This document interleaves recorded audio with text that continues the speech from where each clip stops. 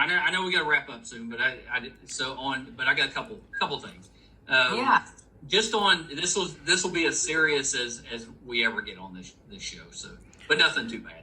I know that you went through some of the things with the Me Too movement. Mm-hmm. I was just curious if you have seen a change over the last few years, in Hollywood and the way that especially female actors are being treated. I would say there is probably a change now. I think it's still relatively new. I think that it's only 2017. I think that everybody's it's been a couple of years. Yeah, it's been a couple of years. One of those years, pretty much nobody's been working, right? This past year. So, that's right. I am thinking, I do think there's a difference though.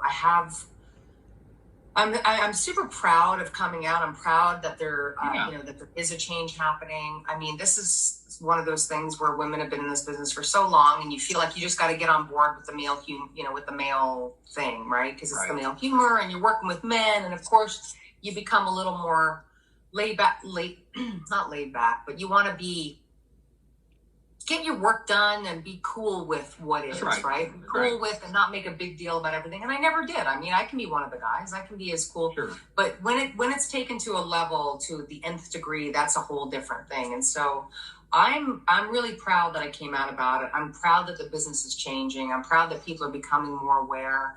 The conversations I've had with men and male producers and men that I've worked with that are like questioning, what they've done, how they behaved, right? And myself too, by the way. Everybody. It's not only the men. It's like you question everybody. Like, is this appropriate? Just because we're in the creative world, was it cool to say this or do this or whatever? And just to be more aware, because not everybody's comfortable all the time. I heard one guy said, but I mean, the women laughed when I made those jokes, and one woman brought to his attention, what else was she going to do? Like, well, of course she laughed. Right. And some of them probably have a great sense of humor about it, and some are really uncomfortable. So I've been in situations with young girls before that felt really, really uncomfortable, where I've had to stand up for them, either with sound people or a producer or a this or a that, where I'm like, no, you stand up for I'm going to say something. I'm not allowing this to go down this way.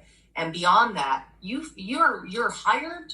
You're hired for your talent. You're hired and you're here. You can stand up for yourself. Don't be afraid to stand up for yourself. So I think it's really important to change the culture in that way, Yeah, of course. But look, we're all learning all the time. And so I, like everybody else, I'm learning as well, right? It's like the Black Lives Matters thing, I just feel like, you're constantly learning. I always thought I was super aware and understanding and whatever, but during that whole this recent process of the whole Black Lives Matter, I feel like I learned so much. Yeah, me too. I've never ever thought of myself as racist or prejudiced or any of those things, and it's like, wow, man, I had a lot to learn and still have a lot to learn, because when something's not your personal experience, it's so hard to understand it fully. Sure. So it's so hard to understand a woman's experience on a set, being a young girl or a young woman or whatever. It's hard to understand them unless you've been there. So I think the conversations are super important to have. And I think for me, just the awareness that you're unaware is a step. Yes. And just trying to empathize or to put yourself in someone else's position, even if you don't get it right, at least that's a step, and we have to be better off from that. Hopefully it'll grow from there. Who knows? 10 years from now, who knows where we'll be? Couldn't agree more. Yeah. Absolutely. Yeah.